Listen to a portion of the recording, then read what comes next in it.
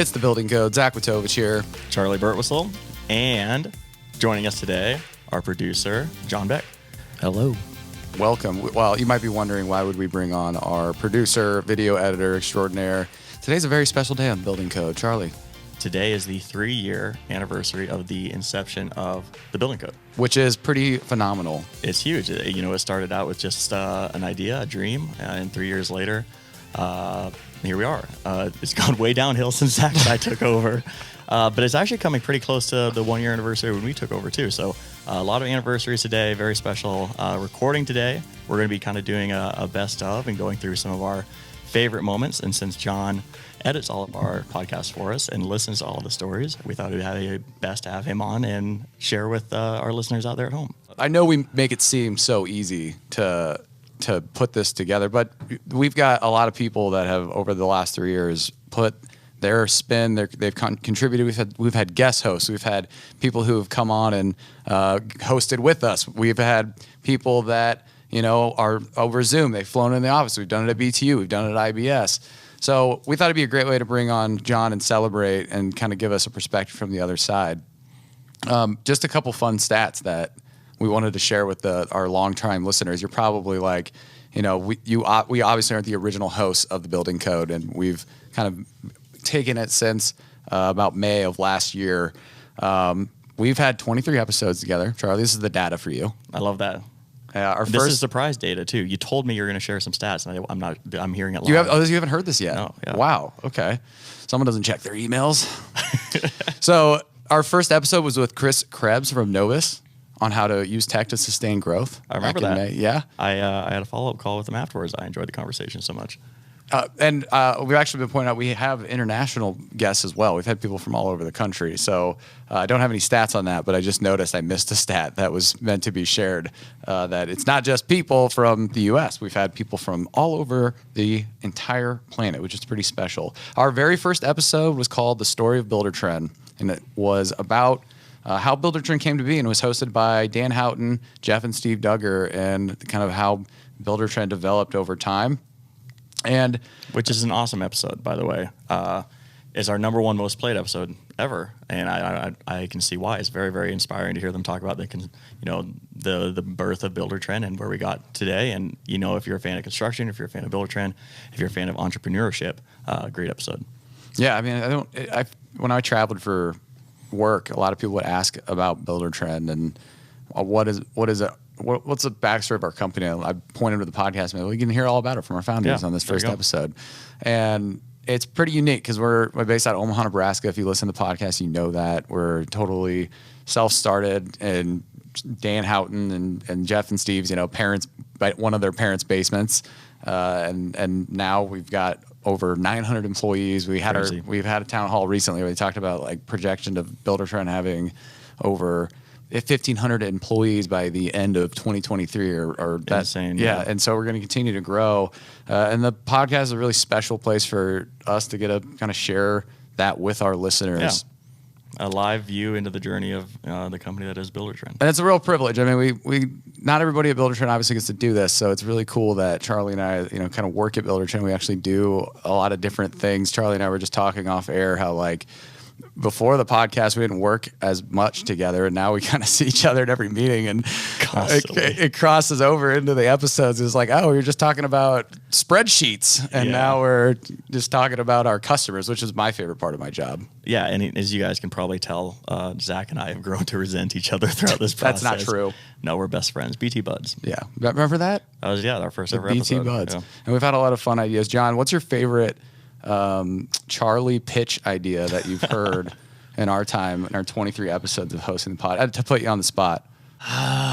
If there's too many to count. I mean, there's so many. I mean, literally every episode, at least 23 ideas. Every episode there is that's a t-shirt. And I'm like, oh yeah, I got to write that down. I just want to have a wall of all of the coffee mug, t-shirt, bumper stickers. Do we do bumper stickers anymore? Ooh. So we can just cover the wall with all of Charlie's ideas. We could have sample. Just like a fist bump logo as part of our, I mean, even just this morning, I was on the floor laughing. If I can already start with this, like the thing I love the most about the two of you together I get the best laughs. Your banter is why I keep coming back, even though I kind of have to listen. Yeah, it's part of your job. It's my job. I'm forced to. Be honest, John. When But- people ask you like, "What's your favorite part about Buildertrend?" How hard is it to really explain to me how much you love the building code? And like, we're definitely your two favorite people at Buildertrend, and It is my favorite part of the week. we did pay him to say this. Yep. As I look into the camera, this is totally earnest. John has an amazing backstory. John worked at NASA, and he produces the video content that our customers testimonials have. And so we send them all over the country. And like, I assume the Buildertrend RV with like all your camera equipment rolling up on the customer's job site. We're like, all right, let's go shoot some videos. You do fantastic work. We're really lucky to have you. I'm glad you just glamorized it with the Buildertrend RV. No, it's been my own car. And it wasn't all over the country. So far, I've only gone to Phoenix and to Boston. Hey, and I don't do all of the videos. You do a lot. You do some my of favorite the videos, but and you make us look good on YouTube, which Is a lot of work. yeah, that's not easy. But I do love it. I mean, because I'm a documentary filmmaker. That's my background. That's what I did for NASA. That's what I did on the side. And so I love people's stories. I want to hear like real authentic stories. So getting to go to Phoenix and talk to Brad Levitt and like go around, I'm just like, can I please stay another week? In fact, I did make an extra effort to go back again and get more of their stories. And I'm sure you have plans to go out to more customers yeah. over the next few months. Yeah, it's a great part. And, obviously one of the running jokes is Charlie never gets to travel. Yeah. Which is one of, we're going to change that. Normally a big requirement for data scientists is a lot of travel. We got to get you outside. We got to go outside. That vitamin D isn't going to fill up itself, Hey, I sit by a window. Good point. Yeah, so we thought, another great kind of way to celebrate the building code is to go back into our vault of episodes and talk about some of our favorite moments with the building code. And I'm going to start off with mine. This actually won't surprise either of you, given my consulting background, that we had Breakthrough Academy on with Benji not that long ago, about 3 or 4 months ago, to talk about what they do with their customers. And what I really loved about that episode was we got not just into the consulting world, and there's a lot of services and people out there that do consulting work, and his take on how to run a business and build a culture was something that I distinctly remember just being so just hyped about those concepts that are transforming the way that people think about a construction business. It's Right. really easy to just be like, they build houses, but there's so much more to running an efficient and really, really desirable place to work. And any business can use those principles to make it the best place for their employees and to invest in your employees. And that's something that Buildertrend does an amazing job at. We have so many people that come here and, they start one place and they move another. That's a very common thing. If you talk to anybody who's been at Buildertrend for a few years, is it's, a lot of cross collaboration. And Benji,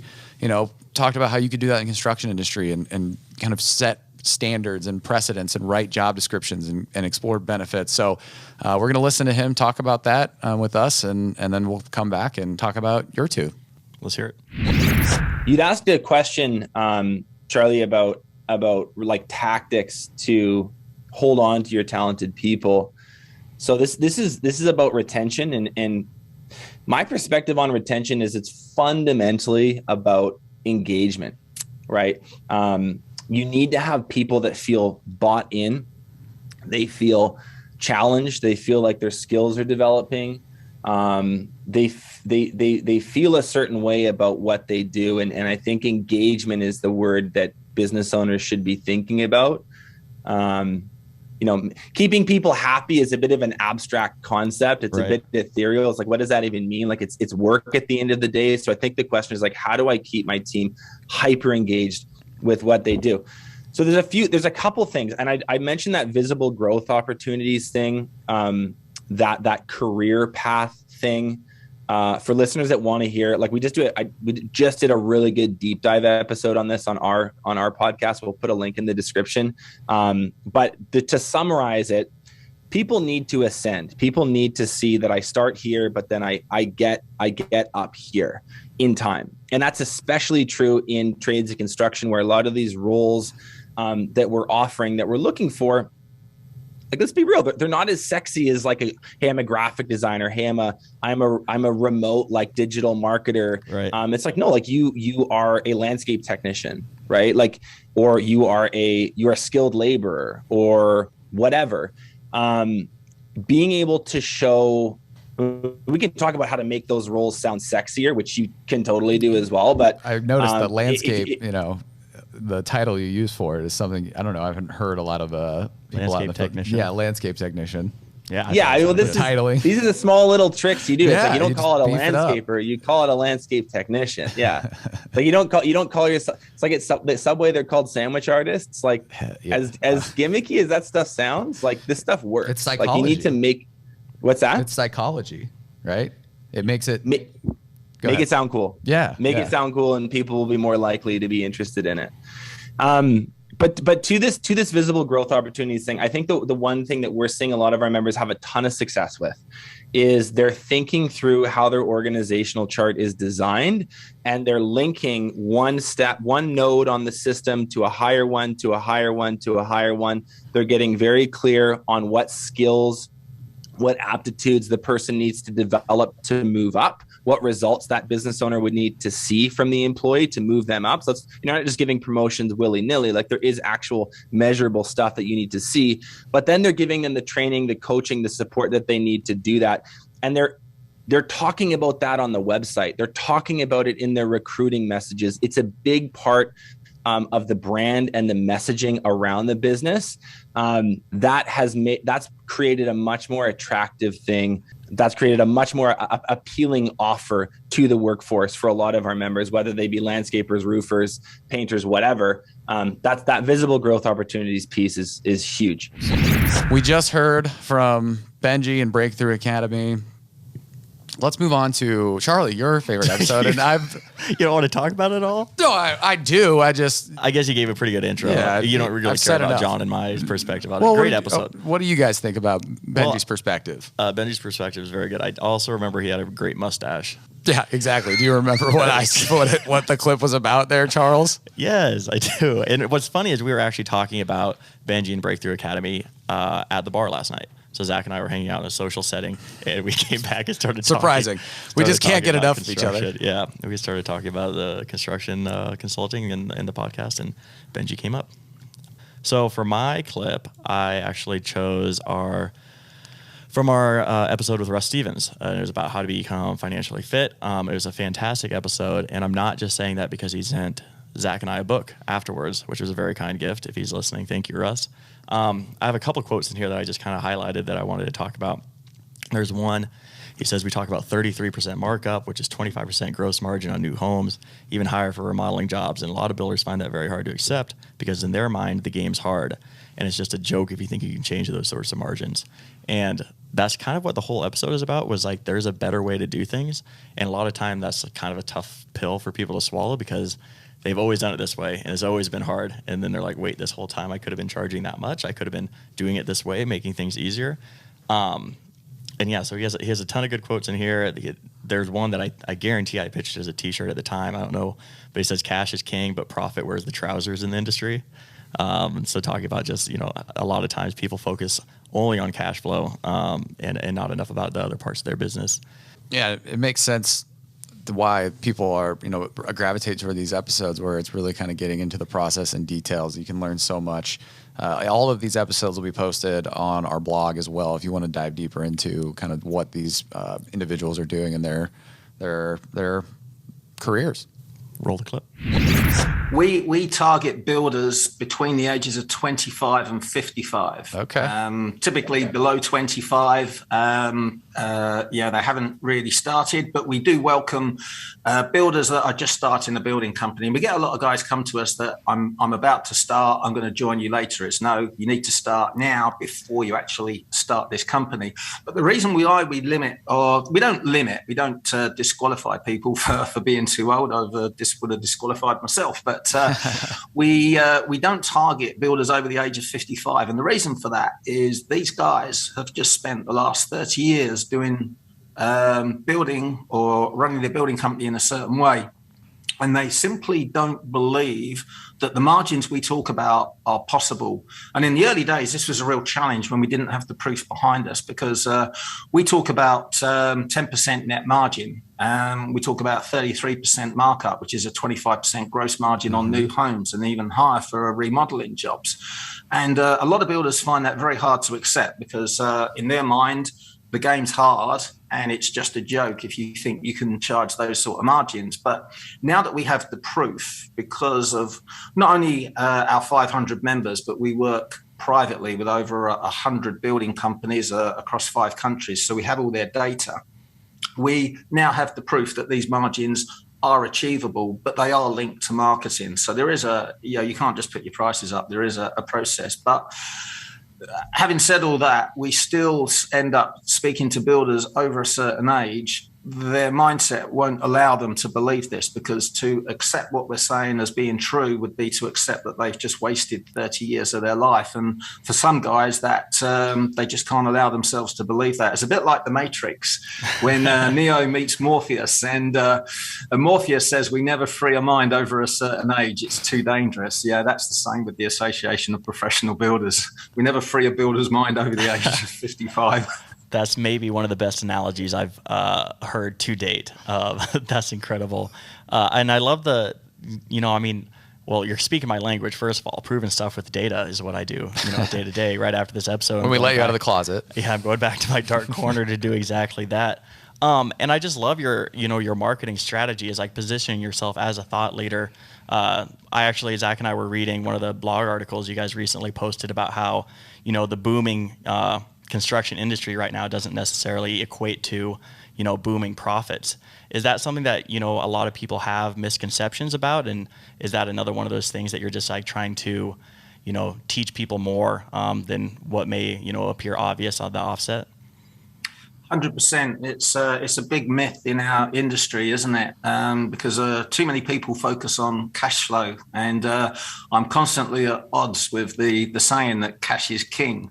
At the Association of Professional Builders, where we say cash is king, but it's profit that wears the trousers in this industry.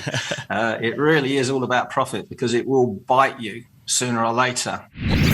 John, we've listened to 2 clips so far. Let's talk a little bit like what's your editing process when you hear these clips and you remember the time that you spent having to go through and fixing our stammers and really making it sound like we know what we're talking about. How long does it take you typically to edit an episode and put the show together? Believe it or not, and I'm being totally honest, it's gotten so easy. Oh boy. I really don't have to edit much out, because you guys just...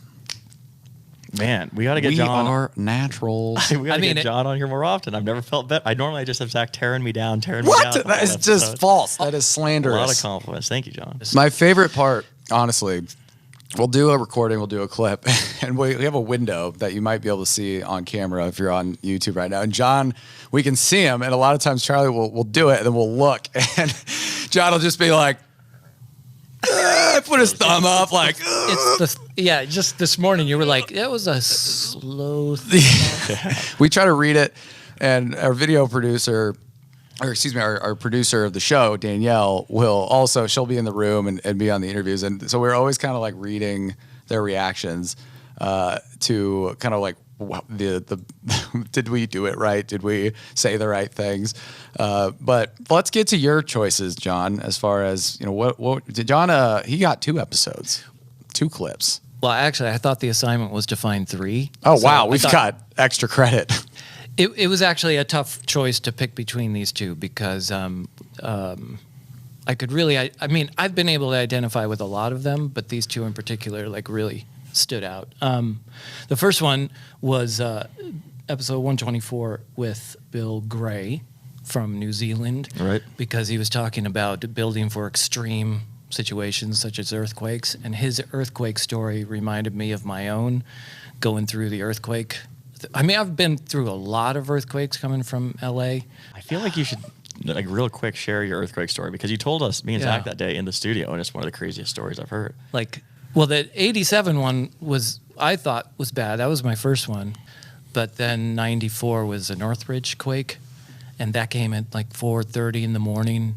It's the scariest thing in the world to have that kind of shaking happen in the middle of the night, wake you up. But it was not a back and forth. It was an up and Like down. you were thrown out of your bed. It felt like I was being thrown up 50 feet and dropped repeatedly. over. Everybody loves your house till it's not earthquake. My ceiling collapsed. Every shelf collapsed. I was thrown against the walls. I broke all the paintings in the hallway because I was thrown to one side and the other. Yeah, I just remember Bill saying that his area in New Zealand had like thousands of earthquakes. Yeah. They're not major quakes, but like the buildings are constantly being shooketh. Yeah. Shooketh. But then, yeah, he talked about all the cool things that they have to do in construction in those areas, like with the hexagon shapes that can or flooring that can like shift with the house and things like that. And it's just a dynamic of building, as if building a house wasn't hard enough. So Yeah. now build a house. How do I anticipate the earth moving? Yeah. And I'm like, how does Excel work?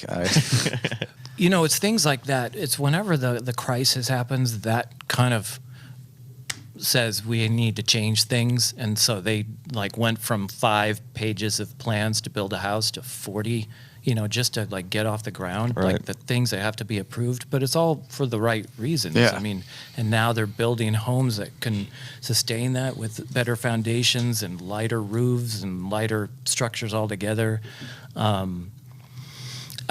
He said something too that I really loved, and he was like, you know, the main priority is saving lives for our building code is our new building code is saving lives first, save the building second. Like, Right. And I love that as a priority because I feel like when I started working at Buildertrend, that was the feeling I got more than anything, was that like we love our customers so Right. much. We're doing this for our customers first and like great builds second. You know, it's like this Yeah. is about Yeah, their experience. We had our company town hall yesterday, and I think Dan Houghton had a quote that really resonated with me. It's like, if we take care of our customer, the business will take care of itself. If we're constantly worried about how are we going to make money and how are we going to get new customers and worried about our business, we're failing our customer and our business is going to fail. So I think that's a sentiment that's definitely shared across the entire organization. Let's listen to this clip from Bill Gray. There's about 150,000 earthquakes happen a year.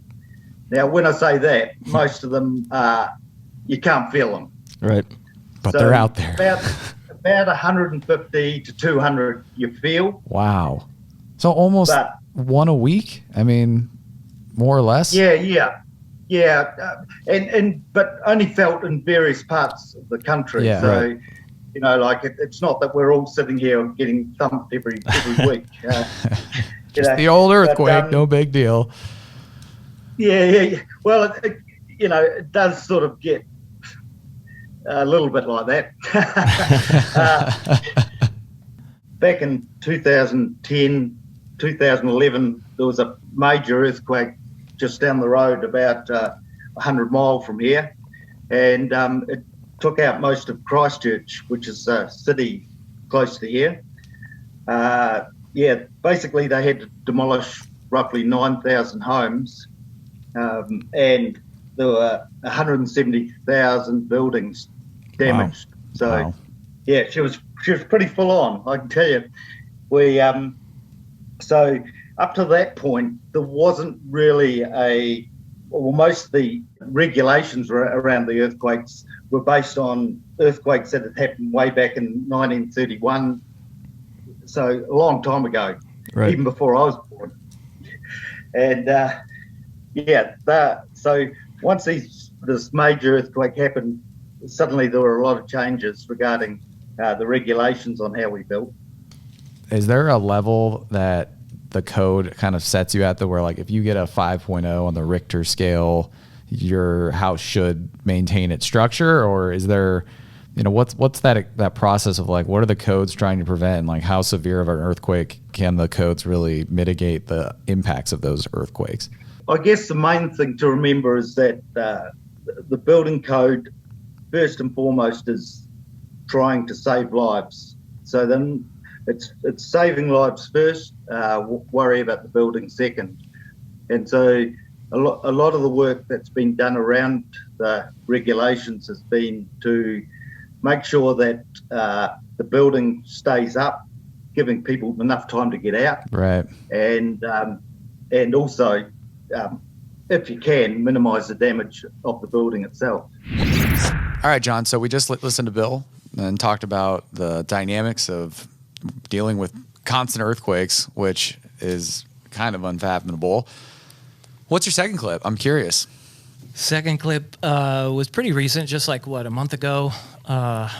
Episode 137 with Katie Kath and Joe Christensen, because they get to go to IBS, and Zach got to go to IBS. Oh, no. This is when it all started. Like, if we're looking for the root. Oh, what a brutal choice. All right, you're going to make me listen to it, too. Live it again. And so Joe made this sound like, when Charlie said, "I don't get to go," and Joe was like, "Wow, wow."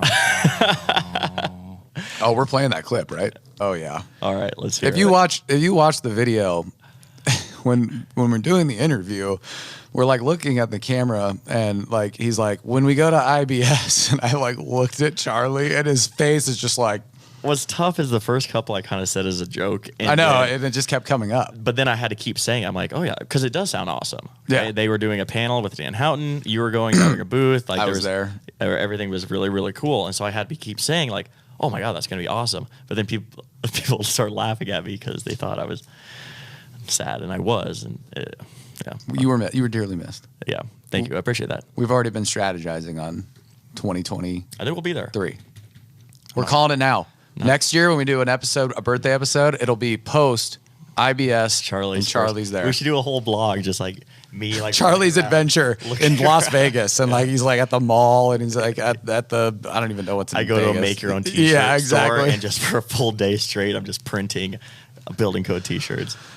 All right, let's check out this clip with Katie and Joe. I wasn't going to bring it up, but I'm the only person on this call that will not be at the International Builder Show, so I'll be living vicariously through you guys. And yeah, I know. Yeah, we've been trying to swing it, but he doesn't have quite enough pull just yet.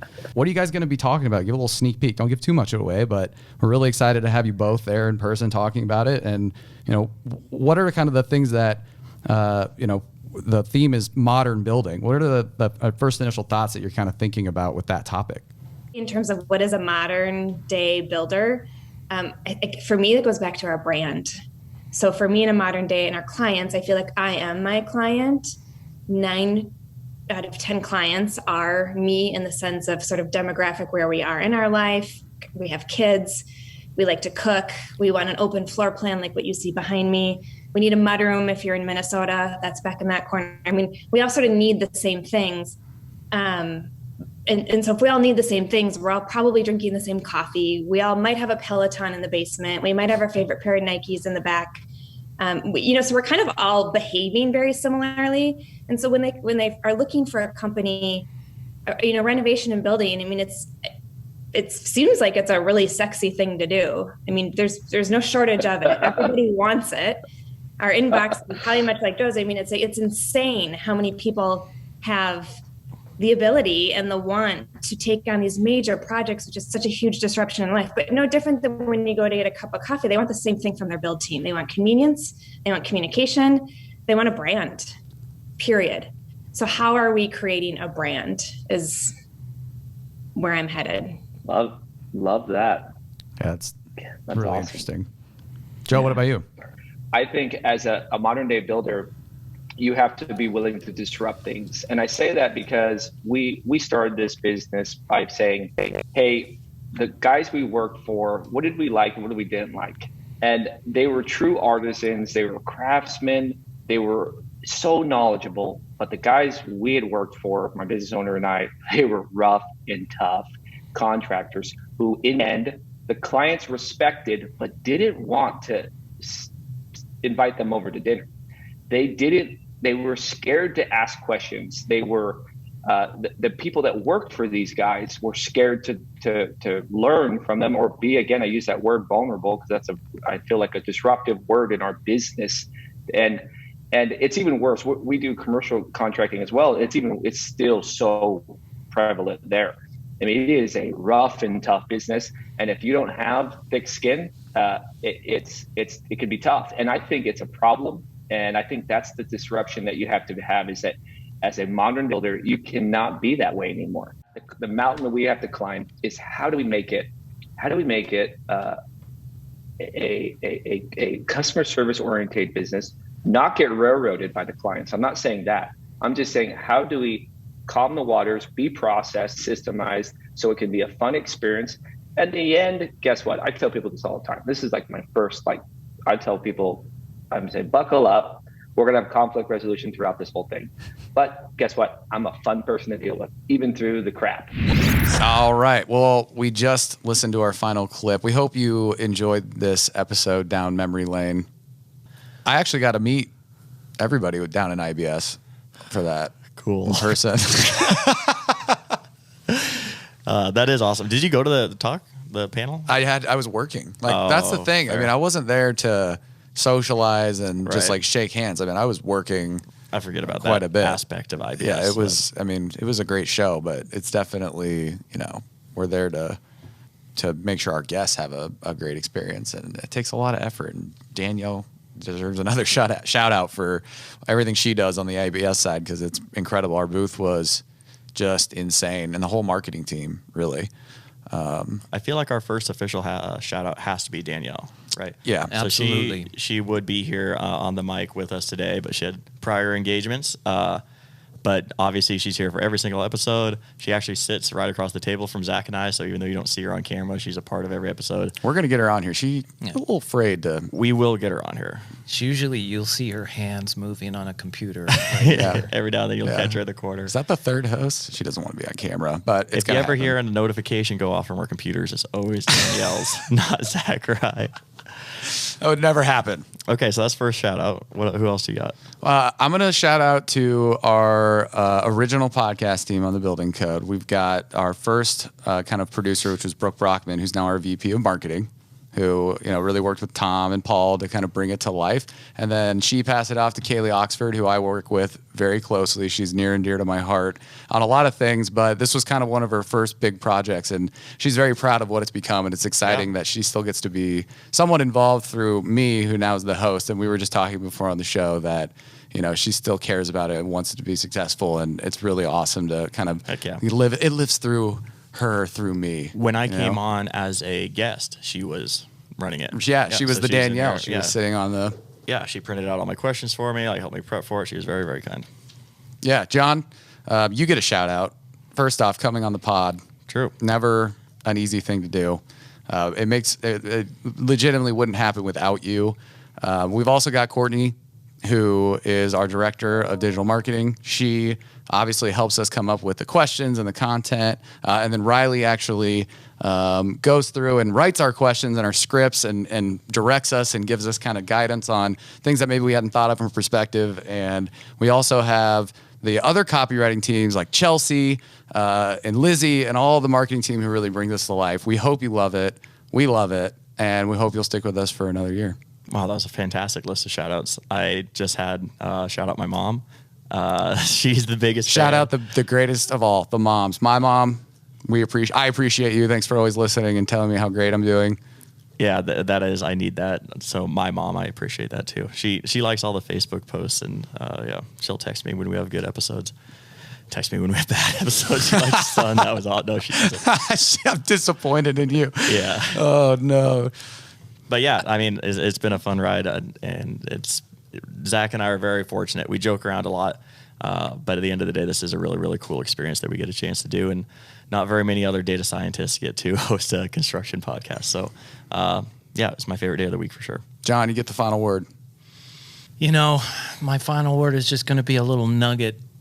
So this is my 2-year anniversary this week or last week. So when I started here, my brother-in-law Brian Stowell. Mm-hmm. He's a developer builder in Colorado. And man, as soon as I started here, I was like, dude, you've got to get Buildertrend. And he still has not gotten it. Oh, man. So I'm doing a shout out to Brian to get him to finally sign up because he's like, yeah, our system, it works all right. It works all right. Oh, do you tell him there's a better way?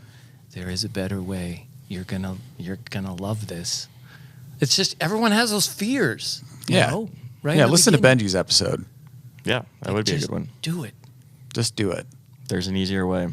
I feel like since this is a special episode, we'll end it the way Courtney always tells us to end it. We always forget. Make sure you like, comment, subscribe, rate, review. You can leave stars on Spotify now. So if you listen on Spotify, leave a 5-star there. And don't forget, we've gotten great feedback so far about our mini episodes. Next week, we have Brad Dinan, who is on the product team, to talk about the new summary page. So huge update coming out. Make sure you guys listen to that. They're shorter episodes. He'll be fantastic, I'm sure.